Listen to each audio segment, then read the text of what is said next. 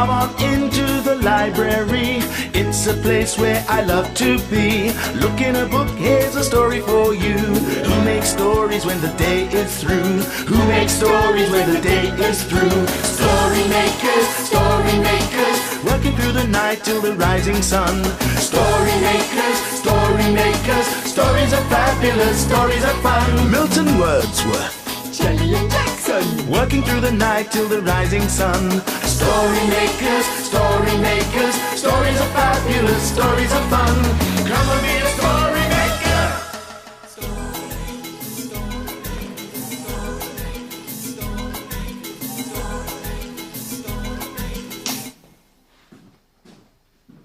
Story makers.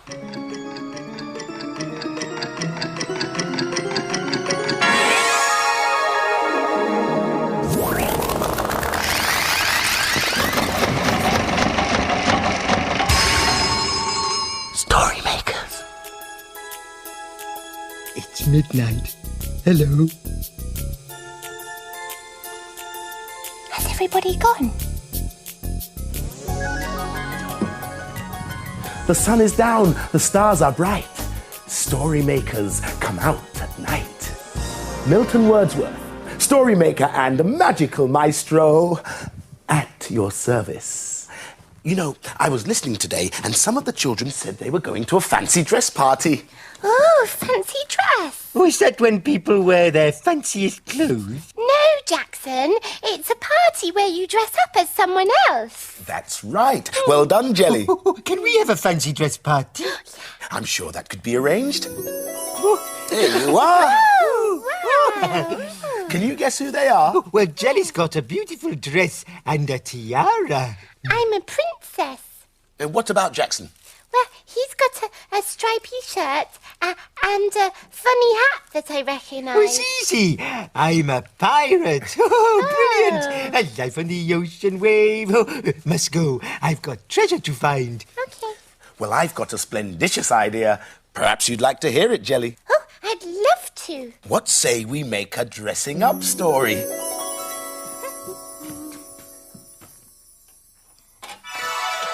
Perhaps you'd like to help us get the machine going. You do it like this. Imagine a story.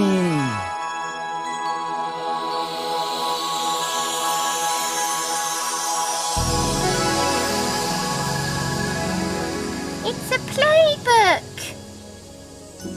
Tilly's dressing up day. Tilly was bored with her everyday clothes. She found them as dull as could be. She thought jumpers and skirts and t-shirts and trousers aren't very exciting for me. So Tilly's mum smiled and said, "Why don't you look beside your bed? Your dressing up box is standing there. It's full of special things to wear." So Tilly hugged her mummy tight and rushed upstairs with great delight. But before Tilly had her dressing up time, she needed to say her special rhyme. "Magic box by my bed, show me what to wear instead." The lid opened, what could she see? What would the magic box choose her to be? Tilly peered inside and smiled with pleasure. The magic box had offered her treasure. She lifted a crown out very lightly, a glittery crown that shines so brightly. Tilly delved inside the box once more, and a cape was the next thing she saw. "I'll be a princess," she said with a twirl. "This makes me such a pretty girl." She gazed and gazed into the mirror, and her eye caught something all of a shimmer. For in the box lay a sparkling wand, then a tutu white and airy. With these satin shoes and ribbons of pink, I can be a fairy. But then she thought, I might freeze with clothes as thin and cold as these. I need things that are warm and fluffy. But will Mummy call me Scruffy? "I know what to wear," said Tilly. "Perhaps something bright and really silly. I'll be a clown with a shiny red nose." a curly green wig and big shoes on my toes. But then Tilly said, I can't wear this. It makes my nose hurt and itch. So back in the box, Tilly rummaged and pondered. She thought and her mind wandered. A spotty dress and stripes on my tights. Does this go together? I think what I need to finish it off is my hat with a special feather. Tilly smiled and jumped with glee. Mummy, she cried, come and see me. Tilly, you look lovely, Mummy said. But now I think it's time for bed. She was a bit like a model girl. Can we have a story about being a model? I don't see why not, my little cherub. We are the story makers after all. And we could use this pretty rainbow to put in the story machine to make a story about colourful clothes. Perfect. Now for the magical ingredient. Yes, imagination. Are you ready? Imagine a story.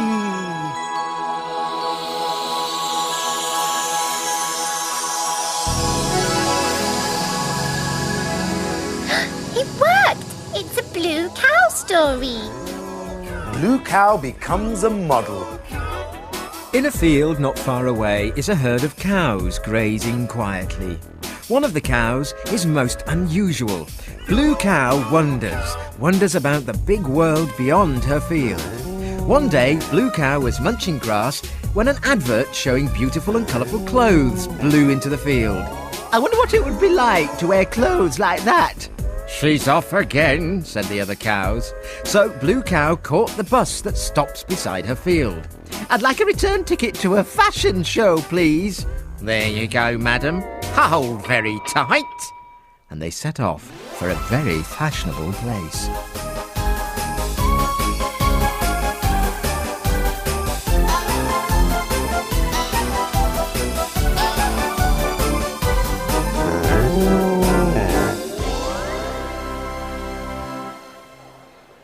And then they arrived. When Blue cow got off the bus, she could hardly believe her eyes. She saw rows and rows of beautiful clothes and hats and shoes and coats and gloves, and all around her people were trying on the clothes. Suddenly Blue cow heard a cry. Mamma mia, it's a disaster. What's wrong? Said Blue cow.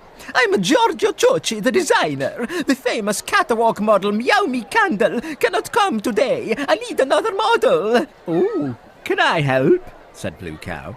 Giorgio Ciocci looked at Blue cow carefully and then smiled and said, You are perfect, and you are blue. Wonderful. Blue is the only colour we do not have. Seconds later, Blue cow's nails were painted, her face was made up, and her horns were polished. Then Blue cow was dressed in red socks, an orange scarf, yellow feathers, green gloves, a purple skirt, and an amazing hat. Georgia looked at Blue cow and said, Oh, Blue cow, you are now every colour of the rainbow. Blue cow looked at herself in the mirror. Is that really me? She said. She hardly recognised herself. Georgia said, Blue cow, go out onto the catwalk just a cow, but come back a star. Blue cow stepped onto the catwalk. The people cheered and clapped. Photographers snapped lots of pictures. This way, Blue cow. Smile for the camera. Lovely. Blue cow was very, very happy. After the show, the clothes were put back on the rails and the makeup was taken off. Oh, thank you, Blue cow. Come back whenever you want to be a model again, said Georgia. Oh, thank you, said Blue cow. Maybe I will. Bye. Milton, I've made you a fancy dress costume. Wow, thank you. What is it? It's a jelly design. Oh, my fancy dress is a jellyfish. That's right. Yeah. Oh, talented one. Could I make a suggestion? Of course. Could we use this to make a story? Oh, yes, that's great.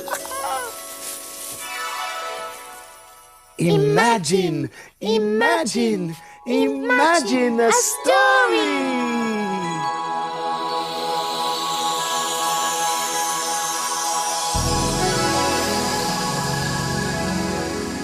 It's a Barnacle Rock story. It's called The Helmet Crab. Once upon a tide at Barnacle Rock, the seahorse baby woke up early. Rise and shine, everyone under the sea. Dad, I want to play now, I'm not sleepy. It's too early. Groaned Harry. Stay in the pouch. He started to snore. The seahorse baby was feeling naughty, so she floated out of the pouch. She hadn't gone far when she found a big cave to explore inside. The cave seemed to have an open window, which was very strange. I'm going to play forts in here, cried the seahorse baby. But suddenly, the window closed with a snap, and the seahorse baby was trapped inside. Later, Harry the seahorse woke up. Out you come, Littley. He yawned. When Littley didn't appear, he looked in the pouch. Where is she? Littley, Littley!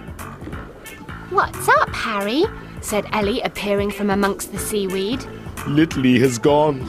I can't find her anywhere. Cried Harry. Have you seen her, Barnacles? Asked Ellie.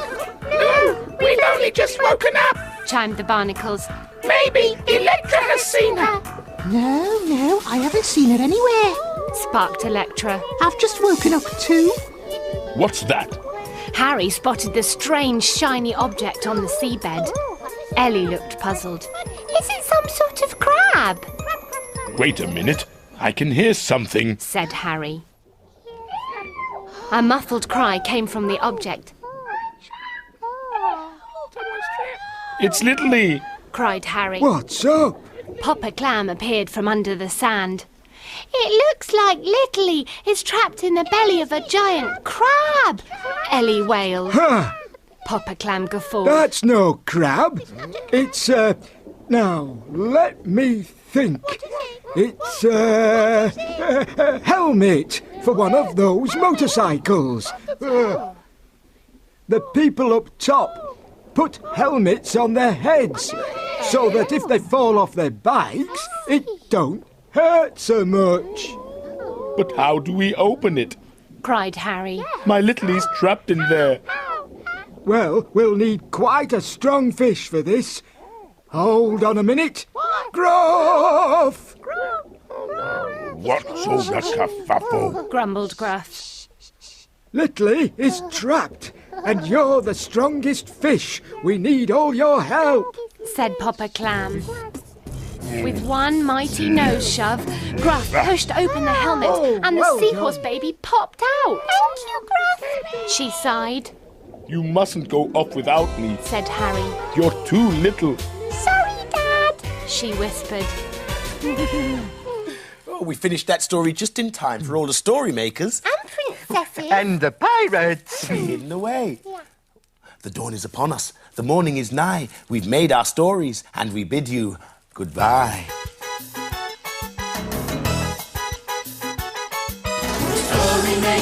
Story makers, working through the night till the rising sun. Story makers, stories are fabulous, stories are fun. Bye, story makers. See you again soon.